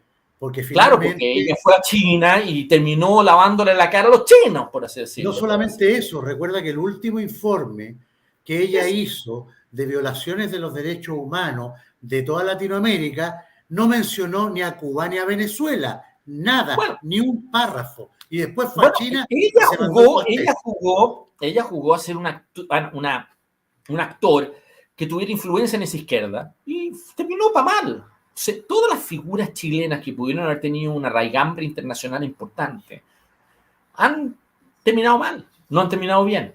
O sea, yo quiero llegar a explicarte que eso es un problema de Chile, no solamente para estas personas, sino que respecto del posicionamiento de nuestra identidad como tal. A mí me pregunta Sigrid aquí cómo hizo Ibáñez. ¿Cómo lo hizo Ibáñez? Depende de cuándo preguntes. Cuando preguntes, si tú preguntas por el... A mí me gusta más, eso, yo sé que hay gente que se horroriza cuando yo contesto esto. A mí me gusta más el primer Ibáñez que el segundo Ibáñez. A mí me gusta el Ibáñez de los años 20. Ese es el Ibáñez de Conrado Ríos, del acuerdo con Perú, Ese es el Ibáñez eventualmente la incorporación de Aysén. Ese es el Ibáñez eventualmente el Banco Estado, de Carabineros. Ese es el Ibáñez progresista, el Ibáñez que de alguna manera fue realizador, por así decirlo. Ese es el Ibáñez eventualmente que, además, te quiero decir, tú sabes que el primer indígena que fue ministro en Chile fue en el segundo gobierno de Ibáñez, para que sepa. En el segundo gobierno de Ibáñez. Entonces, yo tengo un gran afecto por la identidad de clase media de un proyecto chileno eventualmente que rompió la identidad de derecha-izquierda. Y lo rompió, Andrés, peleando con una derecha económica. Ibáñez peleó con Alessandri, peleó con esa derecha, esa oligarquía económica que pretendió llevarse nuestra democracia para la casa entre el año 91 y el año 25, y que en el fondo terminó mal. Ibáñez fue el que fue capaz de alguna manera de salvarse, de alguna manera salvar a Chile eventualmente de la disputa que nos generó el peronismo argentino, que nos generó eventualmente ciertas tendencias en la región, eventualmente que pudieron haber terminado muy mal. Sí, yo tengo buena simpatía por Ibáñez. Yo soy de las personas que le tengo, porque soy sobrino de él, todo lo que tú queráis, pero además le tengo, si tú me preguntas a mí, en esta coyuntura chilena hoy día, necesitas producir algo parecido a eso. Y necesitas producir eso, pero eso tiene que ser capaz de distinguir. Andrés, yo necesito venderte esta tesis porque para mí es importante. Yo necesito convencer a la gente que ve tu programa, que son de derecha, que distingan entre dos derechas. Yo necesito convencerlos de eso. Necesito que convencerlos que hay una derecha económica que no sirve para nada. Sí, claro. No sirve para nada. Y yo creo que ustedes cachan eso. Pero después está la otra derecha que se está fanatizando. Y se está fanatizando en grupos que de alguna manera no sirven. Parisi no sirve. Cast no sirve. Esa es la verdad. O somos capaces de generar eventualmente, aprovechar este ciclo para llegar y volver al país eventualmente a llegar y darle cordura, sentido común, tratar de alguna manera de llegar y justamente ordenar el país, o estamos fritos. Milei en Chile dejaría la crema. Bolsonaro en Chile dejaría la crema. Bukele en Chile dejaría la crema. Tanta crema como la que genera Evo Morales en Chile. Tanta crema como la que genera eventualmente el chavismo en Chile. Tanta crema como la que generan los cubanos en Chile. Esa es la verdad. Entonces nosotros tenemos que ser capaces de volver a recobrar lo que nosotros hemos sido toda la vida. Ser capaces... Eso es lo que yo esperaría que tú le pidieras a Jaime Rabinet que escriba. Yo esperaría que tú en la conversación con Jaime eventualmente llegue y le saques eso. Porque yo creo que Jaime tiene ese talento. Yo creo que Jaime es un buen gestor, es un excelente gestor. Es un tipo al mismo tiempo que es bastante, yo creo que no teoriza mucho eventualmente, es bastante crudo, por así decirlo. Y yo creo que genera simpatía en tu mundo.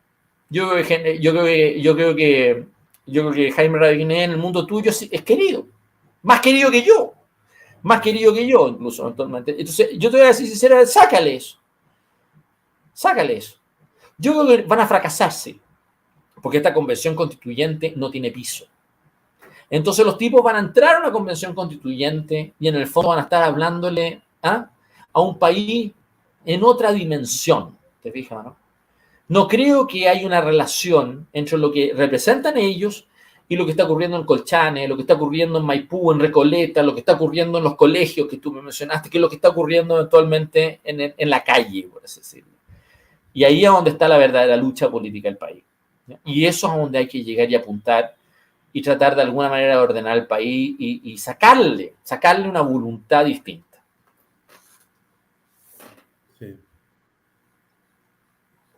Sí, exactamente. Oye, Tomás, antes de entrar al último tema, yo quiero hacer la publicidad de mi empresa patrocinadora.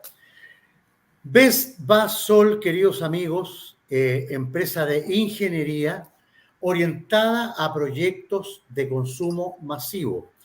Vesvasol tiene una experiencia enorme en proyectos orientados a la industria del consumo masivo, representantes en Chile de los principales fabricantes de máquinas envasadoras, máquinas de proceso, robots paletizadores y de automatización. Las personas que quieren desarrollar un proyecto de consumo masivo, o tienen en mente asociarse o desarrollarlo solo, o saben de algún amigo, algún familiar que se quiera meter o esté metido iniciando un proyecto de consumo masivo, recurran a Vesvasol. Vesvasol los puede asesorar desde un principio en el proyecto para que el proyecto les salga tiki-taka, o se los puede desarrollar el mismo proyecto y ayudarlos o hacer las gestiones de compra de las maquinarias exactas que necesitan para que el proyecto llegue a buen término y ganen plata, que finalmente los proyectos, ¿no es cierto?, se hacen para eso. Pueden tomar contacto con Vesvasol en el teléfono más 569-8293-4991 o bien al correo electrónico contacto@vesvasol.cl. Eso, queridos amigos, y les recuerdo que me escriban, antes de pasar al último tema, les recuerdo que me escriban si es que tienen interés de que yo haga un tercer programa relacionado con Florianópolis. Les recuerdo que ya hay 18 familias que han venido a comprarse una propiedad acá, que por distintas razones, algunos se vienen a vivir acá derechamente, otros lo han comprado como inversión, y los arrendaron y los tienen arrendados, están ganando sus luquitas acá en Brasil. Otros que lo han comprado por mitad y mitad, quieren venirse a vivir la mitad del año acá y la mitad arrendarlo y ganar plata. Es lo que ustedes quieren. Otros se lo han comprado por un plan B. Lo queremos como plan B por si tenemos que salir arrancando en Chile, si las cosas se ponen muy malas, ¡pum!, nos vamos directamente para allá. Así que si quieren que haga un tercer programa de Florianópolis, escríbanme en YouTube, por favor, y yo planifico yo creo que la primera quincena de marzo hacer otro programa para absorber todas las preguntas que ustedes tengan relacionadas con la maravillosa isla de Florianópolis, que realmente es un lugar de una paz, de una tranquilidad, de una armonía que ni siquiera se las puedo describir. Así es. Vamos, Tomás, al último tema, que es la inversión. No, yo tengo dos temas más, fíjate. Vamos a hablar primero de la inversión en proyectos mineros que fueron aprobados el año 2022, se desplomó en un 30%. Es una brutalidad. O sea, significa menos empleo, menos plata que ingresa al país, significa un montón de cosas, menos, ¿no es cierto?, menos desarrollo. La cosa no se ve bien desde ese aspecto. La inversión está bajando en Chile, pese a que hubo un informe que dice que la inversión subió como un 11% y todo, pero eso no es que haya subido un 11%, yo lo expliqué desde el punto de vista económico. Estos proyectos son de largo aliento, son de largo plazo, se aprueban y son proyectos que tienen un plan, un flujo de caja o una carta de inversiones y empiezan el año 1 y puede que las inversiones terminen en el año 10. O sea, hay proyectos que se demoran 10 años en desarrollarse. Pero ahora los proyectos aprobados el año 2002 se redujeron en un 30% con respecto al promedio de los últimos 8 años. Mala noticia, Tomás. Lo que pasa es que efectivamente eso es lo que quieren enredar. Hoy día la segunda sale eventualmente con toda una crónica respecto de celebraciones por Limasec de un mes, enero, sin esperar eventualmente febrero, porque va a haber un efecto en los incendios, ¿no? Sí, pues. Pero además, eventualmente, los tipos eventualmente que quieren llegar y justamente enredarte con el dólar, el superávit fiscal, Limasec, y tratar de presentarte un cuadro que no es real. Hasta Mario Marcel ayer llegó y justamente dijo que él encontraba que las cifras económicas daban para que los agentes empezaran a redefinir sus inversiones, como diciendo, inviertan. Saben que tienen un problema con la inversión, saben que el gobierno tiene una baja inversión. Y yo te voy a decir antes que eso, yo creo que mientras nosotros no traigamos, repatriemos, recuperemos eventualmente muchos de los capitales que se nos han ido, por así decirlo, de chilenos que se han fugado eventualmente para afuera, el país no va a aumentar eventualmente en términos reales sus niveles de inversión. El tema de que haya caído la inversión minera es actualmente más preocupante, porque todavía hay una incertidumbre respecto a lo que se quiere hacer con el litio. Hay una competencia con Argentina, actualmente en el mismo plano, por así decirlo. Y acaba de tener un cambio en Codelco. En Codelco ayer no solamente renunció una directora ejecutiva, una directora de Codelco, sino que además lo reemplazaron a dos. Volvieron a meter a Eduardo Vitrán al circuito actualmente de estas empresas actualmente, que es una figura que va apareciendo de tiempo en tiempo. Ha estado con Bachelet, con Lagos, con distintas personas. Vitrán aparece cada rato actualmente. Entonces, lo que te quiero tratar, y imagínate, hoy día Codelco está manejado por Máximo Pacheco, tú comprenderás, es una especie de, es lo mismo que Nicolás Izaguirre, es lo mismo que Rodrigo Valdés, es un club de personas, ¿te fijas o no? Y estas personas no han sido capaces, de alguna manera, de cambiar las tendencias globales de la gestión pública, de estos rubros, ni siquiera de estas empresas, de estos rubros. No se ha sido capaz de vender a Chile fuera. No hemos vendido nuestros puertos, nuestras minerías, lo que hemos hecho actualmente es vender nuestros servicios y hemos vendido actualmente nuestras utilities. Tenemos los chinos que te compran CGE, que te compran eventualmente una posición u otra, pero realmente esto no te ha significado eventualmente un salto cualitativo del país eventualmente para aprovechar sus capacidades. No las tiene. Y la razón por la cual eso no ocurre es porque tú tienes el gobierno que no tiene claro lo que quiere hacer. No tiene una estrategia actualmente que llegue a la potencia, por así decirlo. No tiene proyectos. Esa es la verdad. No están pasando eventualmente en estos rubros, lo mismo que a los argentinos les pasó con el gas. Lo que hoy día les pasa a los venezolanos con el petróleo. Fíjate que hoy día Reuters está destacando mucho más eventualmente la producción petrolera, ¿sabes dónde? En Guyana. En Guyana. Imagínate, Guyana hoy día es un país que es probablemente el país con menor densidad poblacional en toda América Latina. Y ese es el país que en este momento está generando una producción per cápita petrolera que lo hace ser eventualmente uno de los jugadores mundiales de aquí al año 2030. Bueno, ¿dónde ves tú eso en el resto de la región? No lo ves. No lo ves. O sea, Chile le faltan proyectos. Le falta capacidad de imaginación de proyectos. No los tienes. Venimos saliendo de la discusión sobre Dominga. Entonces, tú lo que tú tienes en este instante eventualmente es un país que realmente no sabe cuál es su potencial. No lo sabe. No hay identidad. Y eso es una cosa que normalmente en la historia nuestra, eventualmente, sobre todo en el siglo pasado, lo resolvía el gobierno.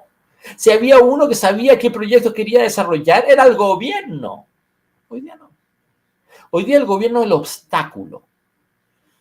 Hoy día el gobierno tú tienes que ir a llegar y pelear con él. Entonces, ¿sabes qué? ¿Me va a ayudar? ¿No me va a ayudar? ¿Vamos a hacer esta cosa juntos? ¿No lo vamos a hacer? Fíjate que en las Américas, en enero pasado, se acaba de producir un encuentro entre Estados Unidos, Canadá y México, eventualmente, para llegar y discutir temas relativos a inversión. ¿Tú sabes cuál es el tema más importante que se discutió? El desarrollo de semiconductores.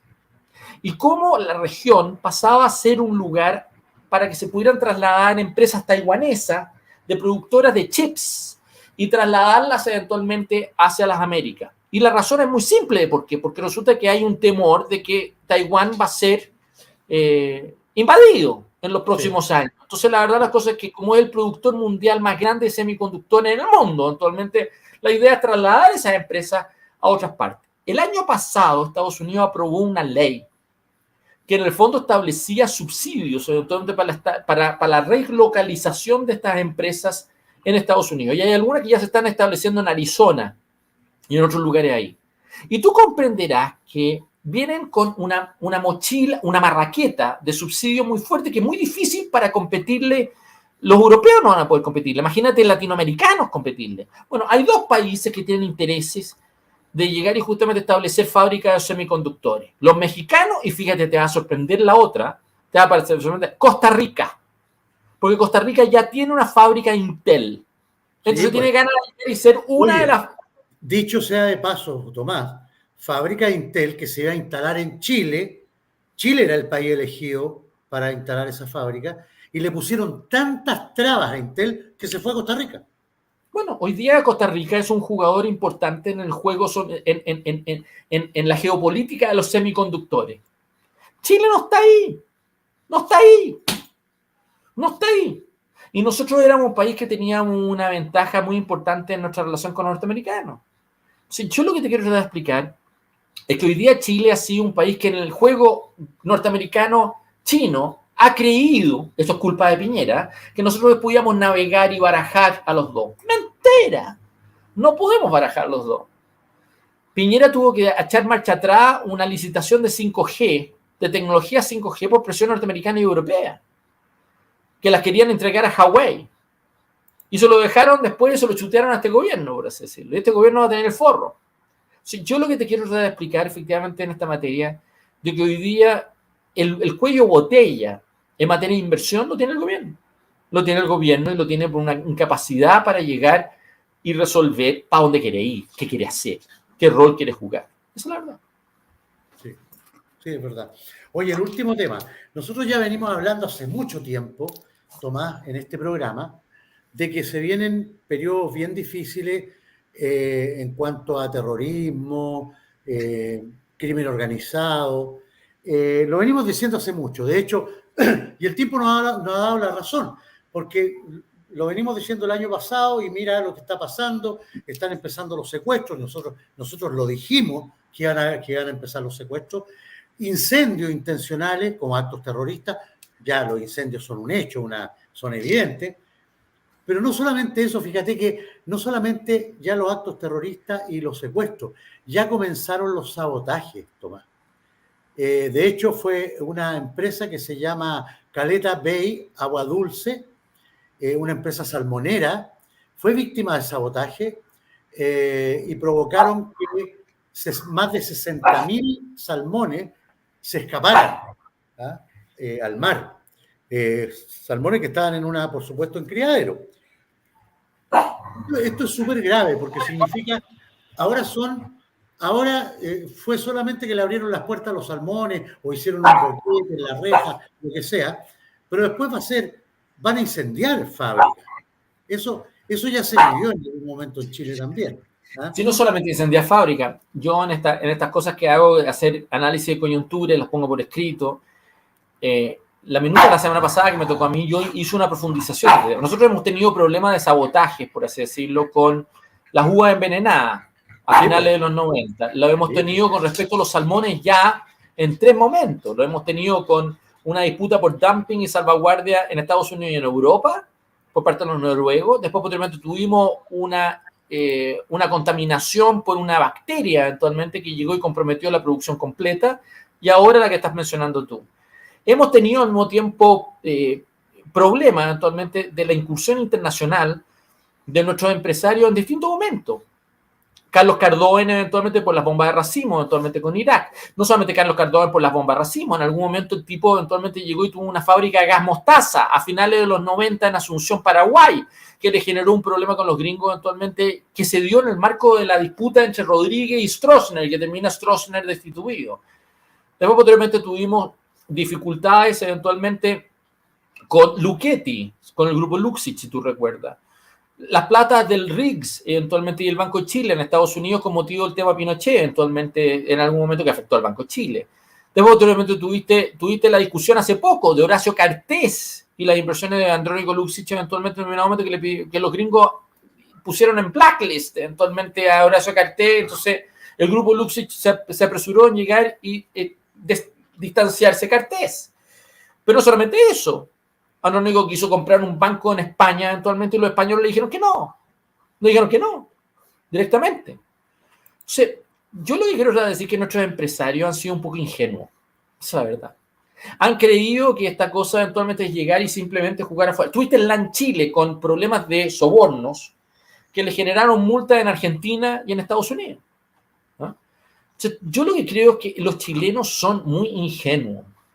Son muy ingenuos de creer de que esta cosa eventualmente es llegar y decir, ¿sabes qué más? Tengo un relato público y que de alguna manera lo voy a poder llegar y vender y todo el mundo me va a venir a abrazar. Mentira. Mentira. O tú entras bien. Eso lo entendía bien Elwin. Tú quieres llegar y ampliar tu presencia internacional, pero tienes que hacerla bien. Sí. Tienes que entrar entendiendo la lógica. Y el problema de los chilenos es que no la entienden, son brutos. Son son brutos, solamente entienden de producción, de volúmenes. En ese tenemos la teoría de la compensación. Como somos un país chico, queremos ser grandes. Entonces somos ambiciosos, somos tremendamente ambiciosos. Queremos llegar y ser otros, ¿ya? Queremos jugar las grandes ligas, por así decirlo. Pero entendemos que esto no es llegar y decir que aquí venimos nosotros, vamos a presentar un buen cuadro y punto. No. Tú, mira, tú mismo, cuando tú estás vendiendo eventualmente la idea de llegar a hacer inversiones en Florianópolis, una de las razones por las cuales tú eres una persona con la cual hay que hablar ahí porque estás allá. Sí, claro. Tú vas a poder llegar y decir que no va a ser posible que cualquier chileno pueda entrar en Florianópolis o en cualquier lugar en Brasil, por lo demás, por su cuenta. Es imposible. Pero es imposible. Es imposible. Tú necesitas a personas ahí, en el lugar, por así decirlo, que alguna vez entiendan la cultura, las rigideces, yo diría los temores también, eventualmente, y que trabajen efectivamente con los reguladores y con todo lo que son sus estructuras, por así decirlo, para llegar y ser facilitadores, por así decirlo. Si no tienes eso, no tienes nada que hacer. Y no solamente en Brasil, en cualquier, hermano querido, en cualquier lugar. El grupo Cruz Blanca, cuando entró a México, le fue como a las reverendas, por así decirlo. Le fue mal a Manuel Cruzat, le fue mal. Porque no entendieron eventualmente lo que significaba la cultura de México, que era una cosa mucho más sofisticada, por así decirlo. Bueno, yo quiero llegar y decir que los chilenos tenemos ese problema. Entonces, tenemos un problema por un lado de inversiones hacia Chile y tenemos un problema de los chilenos hacia afuera. ¿Ya? ¿Y cómo lo compensa? Bueno, ahí lo compensa rasca. ¿Ah? Ahí tiene los chilenos que van a Miami.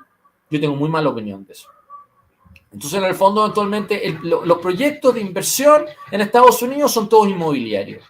Y tú comprenderás que ahí no está la riqueza de fondo en Estados Unidos. Si tú quieres llegar y justamente ser un actor decisivo en Estados Unidos, la verdad es que tienes que entrar en Big Tech. Tienes que entrar eventualmente en el sector financiero, tienes que ser capaz de entrar a Wall Street, tienes que ser capaz al mismo tiempo de ser validado culturalmente en el Smithsonian o en alguna universidad. Tienes que ser capaz al mismo tiempo de llegar y entrar ahí. Y esa es la razón por la cual nosotros teníamos una relación privilegiada con los europeos. Por eso era tan importante mantener una relación estratégica con Europa. Porque eso te permitía resolver las resistencias que hubiera para nuestra penetración hacia allá. Pero eso no se hizo. Se dejó votado y este gobierno lo tramitó un año entero, lo que era la renegociación de lo que era nuestro acuerdo marco con Europa. Lo echaron a perder. No ha habido relaciones políticas, no ha habido relaciones culturales, no ha habido capacidad para llegar y justamente profundizar esa relación. Fíjate que con Inglaterra, por darte un ejemplo, que nosotros teníamos una relación privilegiada con Inglaterra, y el hecho de que Inglaterra se haya salido de la Unión Europea para nosotros nos perjudicaba, porque el hecho de que Inglaterra estuviera dentro de la Unión Europea hacía que Chile hiciera un pivote en sus políticas económicas que generaba que nosotros éramos grandes socios en nuestra incursión europea. A los europeos les interesaba, a los ingleses les interesaba nuestra presencia en Europa, y a nosotros nos interesaba que Inglaterra fuera un pivote en temas comerciales o en temas de regulación.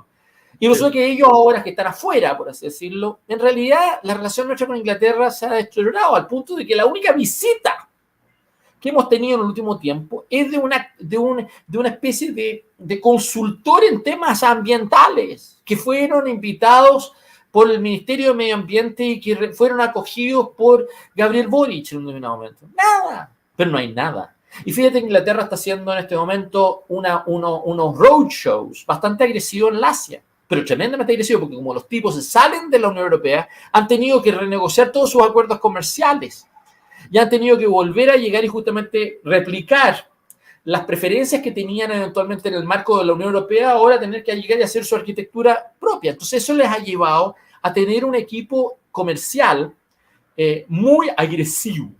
Y no solamente agresivo, sino que además en el Asia se ha notado, por así decirlo. Chile no está ahí. Chile no está ahí. Entonces, cuando yo te estoy diciendo, nuestros empresarios son, yo tengo muy mala opinión de la aproximación empresarial chilena hacia afuera. No lo hemos hecho bien. El único grupo que yo creo que lo ha hecho bien es Falabella, fíjate. Andrónico en algunas partes, en otras no. Ha tenido grandes caídas, entonces, ha tenido grandes aciertos en algunas partes. O sea, esto no le pasa en Luxemburgo, esto no le pasa en Inglaterra, esto no le pasa actualmente en el Canal de Panamá, ¿no? Tampoco le pasa en China, fíjate. Hay un enorme cuidado actualmente de parte del grupo Luxich en su incursión china. Hay un enorme cuidado actualmente en esa materia. Pero le pasa en estos otros lugares. Y tienes que preguntarte por qué. ¿Por qué empresarios tan grandes que deberían tener lo mejor que hay en la plaza, y no solamente en la plaza, deberían tener los mejores ejecutivos a nivel mundial, por así decirlo? ¿Por qué les pasa esta tontería? Y eso tiene que ver eventualmente con cómo los chilenos nos aproximamos afuera. Y yo creo que tenemos un problema. Esa es la verdad. Sí. Así es, querido amigo. Ya estamos en hora. Hemos conversado hartos temas re interesantes. Habían otros temas, pero eran ya temas media chimichurri, entonces no quise tocarlos. Me gusta tocar temas interesantes contigo, temas relevantes. Así que, querido amigo, un gran abrazo. Muchas gracias, Tomás, por acompañarnos. Este programa ya se ha transformado en un ícono de YouTube. Mucha gente lo ve. Tú sabes que este programa tiene un promedio de visualizaciones que bordea las 6.000 personas. Así es que no es menor, ¿eh? Que un programa... Hoy día yo no alcancé, yo siempre lo viralizo en mis propias redes, pero hoy día sí. no alcancé porque como llegó con la Alexa acá y me vine rápido, eventualmente... No, pero lo podéis viralizar ahora, con el mismo enlace. Lo voy a hacer ahora, sí. Sí, yo siempre lo reparto también para que lo vea más gente. Siempre hay muy buenos comentarios con respecto a este programa. Así es que, queridos amigos, a los que se conectaron, mucho más. Vamos, Sigrid, vamos a hacer el programa de Florianópolis, les voy a avisar cuándo. La idea es hacer un programa entregándole algunos antecedentes más de la isla que todavía no se los he entregado. Y también que ustedes me pregunten cosas. Eso es la idea, porque de repente la gente tiene dudas. ¿Cómo lo hago para esto? ¿Cómo lo hago para lo otro? ¿Cómo me puedo ir para allá? ¿Cómo puedo sacar la residencia? Hay una serie de cosas que es súper importante. Ojo, yo no estoy alentando a que se vayan de Chile. Es una decisión súper personal que lo tiene que tomar cada uno. ¿Ah? Pero hay personas que están dispuestas, ¿no es cierto?, a soportar lo que se viene, aun cuando sea muy malo, y hay otras personas que dicen, no, ¿sabes qué más? Como lo hice yo. Yo dije, no, ya no estoy para volver a pelar ajo, no quiero, así es que quiero vivir tranquilo, yo no sé cuántos años, yo soy joven, me siento joven también, pero no sé cuánto tiempo me va a quedar, y lo que me quede, sean 20, 25, 30 años, lo que sea, quiero pasarlo bien, quiero pasarlo tranquilo, que no me agredan, no me violenten, no ver protestas todo el día, no ver gente agresiva, gente faltándole el respeto a los símbolos patrios. No quiero eso. Aquí yo salgo a caminar a las 12 de la noche, nadie me asalta, nadie me dice nada, todos me saludan, me sonríen. Es otro mundo, es otro mundo. Entonces, yo creo que tomé una buena decisión. Lamentablemente, a nadie le gusta salir de su país. Yo, lamentablemente, por motivo de trabajo, he tenido que salir varias veces, Tomás. Yo he vivido en Colombia, he vivido en República Dominicana, he vivido en Argentina, he vivido en varias partes, varios años, así que, pero por motivo de trabajo. Pero esta vez fue por un motivo de calidad de vida y lo decidí netamente por eso. Así que, bueno, queridos amigos, un abrazo a todos. Querido Tomás, nos vemos el próximo miércoles a las 20 horas, como siempre. Que estén muy bien. Mañana tenemos el programa a las 7 de la tarde con Hermógenes Pérez de Arce. Chao, amigos, que estén bien. Chao, Tomás. Chao. Muchas gracias. Un abrazo muy grande a todos. Chao. Un abrazo grande. Chao, Tomás. Chao.